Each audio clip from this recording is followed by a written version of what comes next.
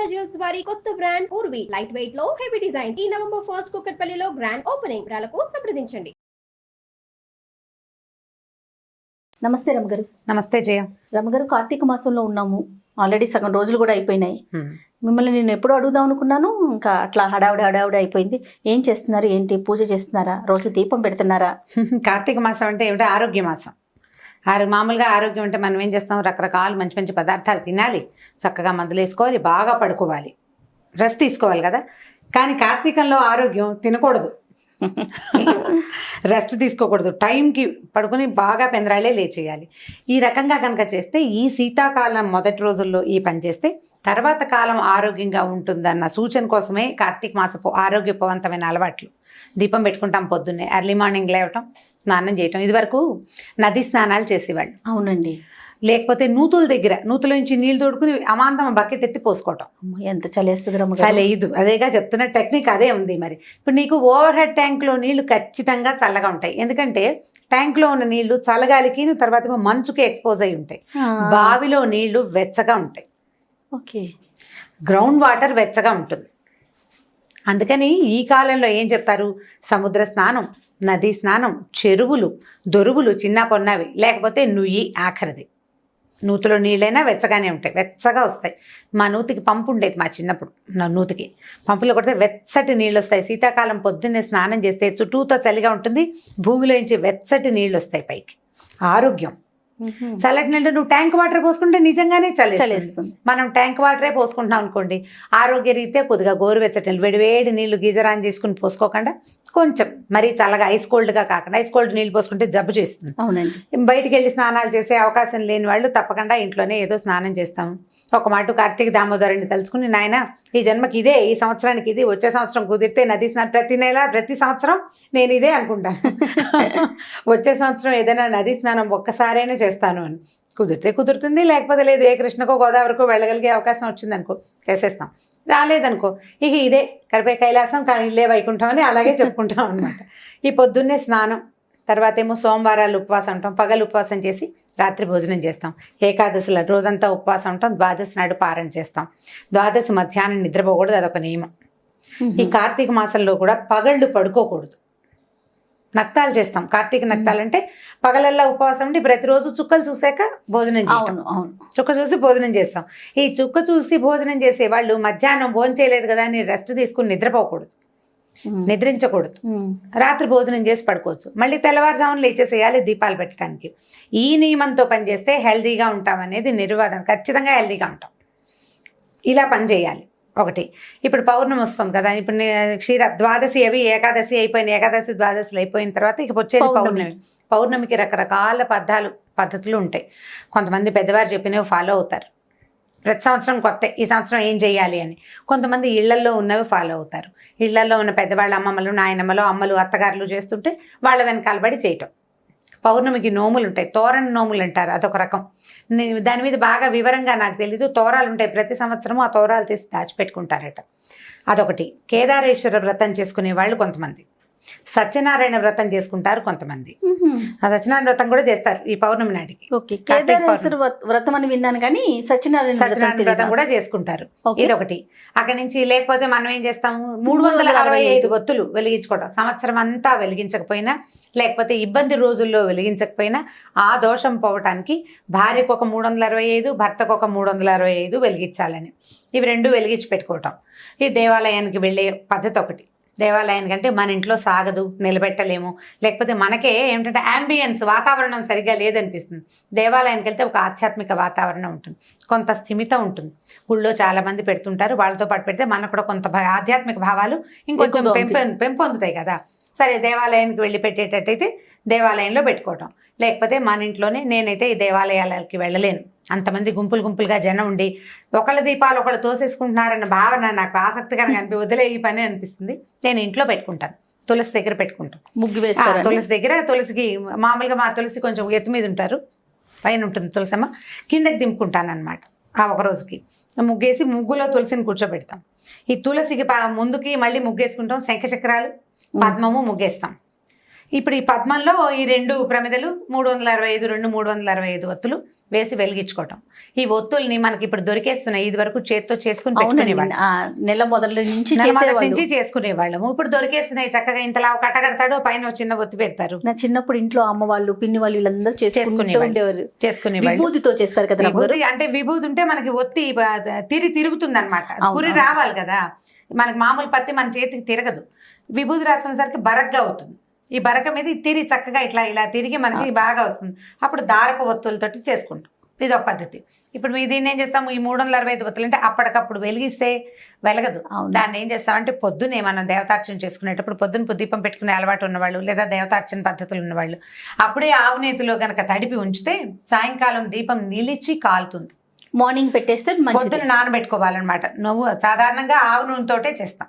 ఆవు నెత్తి దీపాలే కదా అసలు కార్తీకం అంతా ఆవు నెయ్యే వాడుకుంటాం కదా. నిలబడి కాలుతుంది అనమాట. అది మధ్య మధ్యలో కొండెక్కిపోకుండా విరిగిపోకుండా స్థిమితంగా కాలడం కోసం, అంటే దీపం నిలబడి వెలగాలి కదా, పూర్తిగా ఆహుతవ్వాలన్నది ఒక నియమం.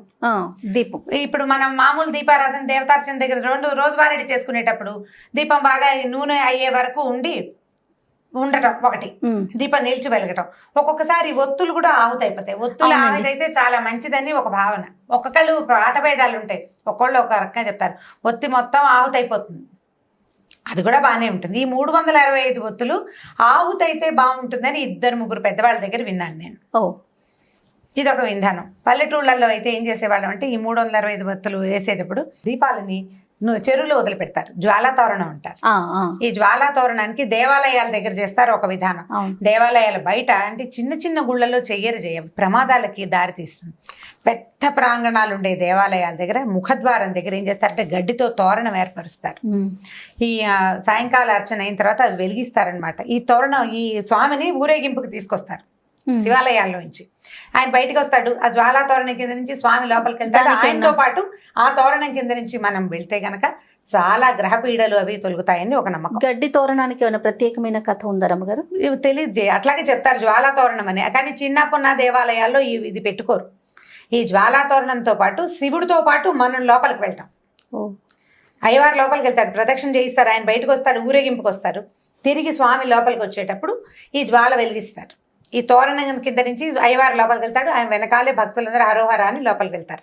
ఈ తోరణం కింద నుంచి వెళ్తే ఈ సంవత్సరపు గ్రహపీడలు అనారోగ్యాలు అవి తొలగిపోతాయని ఒక నమ్మకం. అన్ని దేవాలయాల్లో చెయ్యరు. ఇప్పుడు మనకు సమర్థంగా ఉంటాయి సిటీల్లో దేవాలయాలు, అక్కడ కొంచెం తక్కువ. సిటీకి కొంచెం దూరంగా ఉండే శివాలయాల్లో ఇవి కనపడుతూ ఉంటాయి. ఇది చేస్తారు ఒకటి. అక్కడి నుంచి అరటి దొప్పల్లో దీపాలు పెడతారు, నీళ్ళల్లో వదిలిపెడితే ఈ నీటిలో కూడా జ్వాల వరుసగా అలా దీపాల వరుస నీళ్ళల్లో కదులుతూ వెళ్తూ కనిపిస్తుంది. నదీ పరివాహక ప్రాంతాల్లో ఎక్కువగా కనిపిస్తుంది. మనం ఇక్కడ నీళ్ళే ఉన్నాయి, ఓ టబ్బుతో నీళ్ళు పెట్టుకుని నీళ్ళల్లో వదిలిపెట్టడమే ఒక శాస్త్రం కింద. బకెట్లో వదిలిపెట్టామని టబ్బులో వదిలిపెట్టామని చెప్తారు. టబ్బులో వదిలిపెట్టడం ఏమంత శాస్త్రసమ్మతమైన సంగతి కాదు. మనకి వేరే ఆప్షన్ లేదు కాబట్టి బాత్రూంలో స్నానం చేసినట్టుగా టబ్బులో వదిలిపెట్టడం. జ్వాలని నది పరివాహక ప్రాంతాల్లో కనుక కాలువలో వదిలేమనుకో, కాలువతో పాటు ఆ జ్వాల ముందుకెళ్తుంది, దీపం ముందుకెళ్తుంది. ఇప్పుడు మనం అరటి దొప్పల్లో ఏం చేస్తారు, ఇక చిన్న మూతలతోటి హోల్స్ లాగా చేసి అందులో ఆవునేతి దీపం వెలిగిస్తాం. అది నీళ్ళలో వదిలిపెడితే ప్రవాహ వేగానికి ఆ జ్వాల ముందుకెళ్ళిపోతుంది, దీపం ముందుకెళ్తుంది కదా. అలా వెళ్తున్న వరుస ఆ దారిలో ఉన్నటువంటి చాలా రకాల సూక్ష్మ క్రిములని నాశనం చేస్తుంది. పరివాహక ప్రాంతాలను శుభ్రం చేసే విధానాల్లో ఇదొక విధానంగా భావిస్తారు. పసుపు కుంకుమ పువ్వులు వేసి దీపానికి అర్చన చేస్తారు, ఆ దీపాన్ని వదిలిపెడతారు. అట్లా చాలా దీపాలు ముందుకు వెళ్తుంటే ఆధ్యాత్మిక ధోరణి పెంపొందుతుంది, చుట్టుపక్కల వాతావరణం పవిత్రీకరింపబడుతుంది.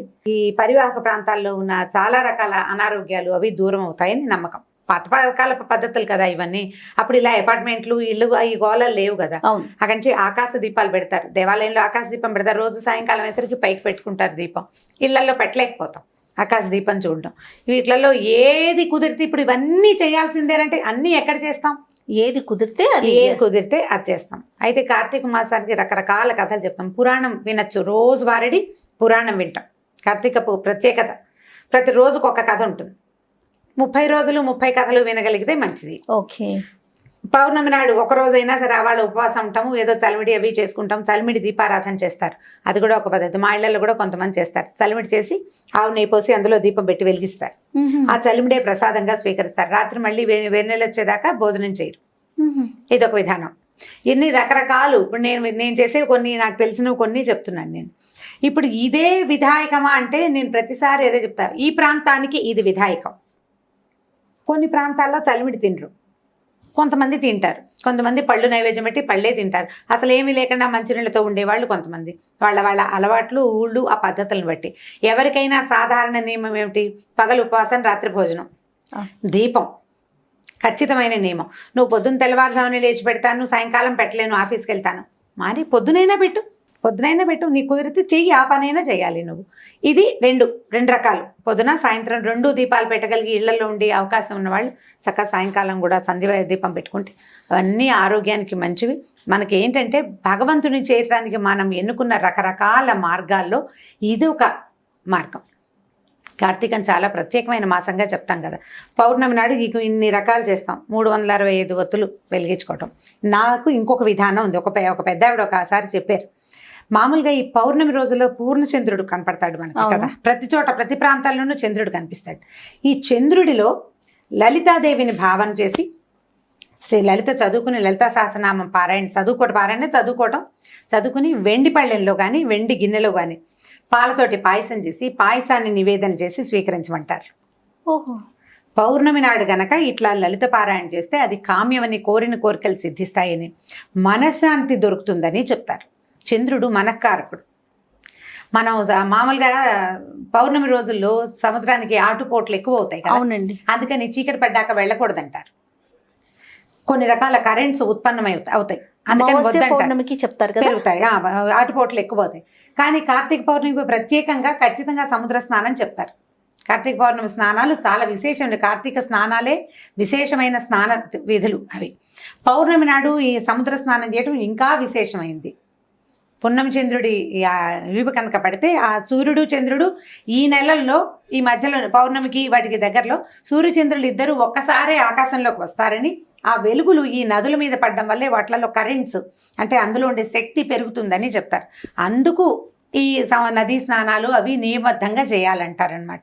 కుదిరితే చేస్తాం, కుదరకపోతే ఇప్పుడు నేను చెప్పాను కదా వచ్చే సంవత్సరం చేస్తానని ఒక దండం పెట్టుకుంటాం. కుదిరిన ప్రకారంగా చేసుకుంటూ వెళ్తాం. పౌర్ణమి నాడు నియమంగా పగలు ఉపవాసం, సాయంకాలం భోజనం, సాయంత్రం దీపం పెట్టుకోవటం. ఈ 365 ఒత్తులు వెలిగించగలిగితే వెళ్ళని గుడ్డు. నీ వల్ల కాలేదు, సూక్ష్మంలో మోక్షం ఒక దీపమైన ఒక్క జోడు దీపాలు వెలిగించి చంద్రుణ్ణి చూశాక భోజనం చేయటం. మనం ఏదైనా నివేదన చేసుకుని కుదిరితే మేడ మీదే భోజనం చేయగలిగితే ఆ చంద్రకిరణాల వల్ల మనకి ఆహారం అమృతతుల్యం అవుతుందని చెప్తారు. చీకటి పడ్డాక చేస్తాం. ఎలాగైనా 6ంటికి తినే కదా, 7 గంటలు అయిపోతుంది. పాయసం, పప్పు ఏదో చేసుకుంటాం. మనకి 5ంటి నుంచి చీకటి అనిపించేది. చలికాలం కదా. ఈ చంద్రుడు సోకిన చంద్రకిరణాలు సోకిన ఆహారాన్ని తీసుకుంటే ఆరోగ్య వృద్ధి, మనసు చాలా ప్రశాంతంగా అవుతుందట. మైండ్ కూల్గా ఉండటానికి చంద్రుడు బాగా ఉపకరిస్తాడు. అందుకని వెన్నెట్లో తిరగండి. బాగా డిప్రెస్డ్గా ఉన్న వాళ్ళకి, కాస్త బాధగా ఉంది, వెన్నెల్లో తిరగండి అని చెప్తారు. మనశ్శాంతిగా ఉంటుంది. చల్లదనం వల్ల ఒక రకమైన ఆహ్లాదకరమైన వాతావరణం వస్తుంది. ఈ ప్రసాదాన్ని మనం చంద్రుడికి చూపించుకోవచ్చు. అందుకని ఏం చేస్తాం, తులసిని ఆరు బయట పెట్టుకుంటాం కదా. అవును, ఇళ్లలో ఉండదు కదా మనకు తులసి చెట్లు, కొంచెం ఆరు బయట ఉంటాయి. ఇంకా కొంచెం వెన్నెల సోకే చోటు ఉంటే మరీ అదృష్టం. అక్కడే ఏదో చేసిన పదార్థాలు, పాయసం అవి తీసుకెళ్ళి నైవేద్యం చేయటం, మనం తులసికి నివేదన చేయటం ఒకటి, సూర్యుడి చంద్రుడికి నివేదన పెట్టడం రెండో విధానం. ఈ 2 విధానాల ప్రకారం కార్తీక పౌర్ణమిని ఈజీగా, సింపుల్గా, చక్కగా చేసేసుకోవచ్చు. నేనైతే వీటిలలో దాదాపుగా అన్ని నేను చెప్పిన విషయాలన్నీ నా సొంతమే. ఓకే. 1, 2 మరి ఈ చెరువుల్లో వేటాలు అవి ఈ ఊళ్ళలో చేయలేం, మనం చేయలేకపోతాం కదా. ఈ చెయ్యగలిగేవన్నీ చేసుకుందాం. ఎలాగో ఇదంతా హెల్దీ థింగే. ఆవు నెయ్యి తాలూకు కాలిన పొగ ఆరోగ్యదాయకమైంది. అవును. నువ్వుల నూనె పొగ కూడా అలాంటిదే. నువ్వుల నూనె పొగతోటి క్రిములు, సూక్ష్మ క్రిములు నశిస్తాయి. నెయ్యి ఆయుర్వృద్ధి అని చెప్తారు. ఘృతం ఏంటంటే ఆయుష్ను పెంచుదని వేదంలోనే చెప్పబడింది. ఆహారంగా తీసుకుంటే ఎంత వృద్ధో దాని నుంచి వచ్చే పొగని పీల్చినా కూడా అంత వృద్ధి జరుగుతుంది. ఆయుర్వృద్ధి అనే ఖచ్చితంగా ఈ నెలలో ఇది వాడండి అని చెప్తారు. అన్ని నెలల్లోనూ ఆవు నెయ్యి వాడేయాలి అంటే మనకు కుదురుతుంది? కుదరదు. సంవత్సరంలో ఒక్క నెలైనా మీరు ఈ పని చేయండి అంటే చేస్తామని మన పెద్దలు ఈ విధిని మనకు ఏర్పరిచారు. ఆవు నేతి దీపాలు పెట్టండి. వీలయ్యి మీకు బాగా కుదిరి ఇంటి నిండా, వాకిలి నిండా దీపాలు పెట్టుకోగలిగితే మహత్తరంగా ఉంటుంది. అవన్నీ చేయలేకపోయినా 2 దీపాలైనా పెట్టుకుని చక్కగా ఆరోగ్యవంతమైన కార్తీక మాసాన్ని మీ సొంతం చేసుకోండి. ఓకే రమ్మ గారు. ఓకే, నమస్తే. ఈ వీడియో కనుక మీకు నచ్చినట్లయితే లైక్ చేయండి, షేర్ చేయండి. మరిన్ని వీడియోస్ కోసం మా ఛానల్ని సబ్స్క్రైబ్ చేసుకోండి.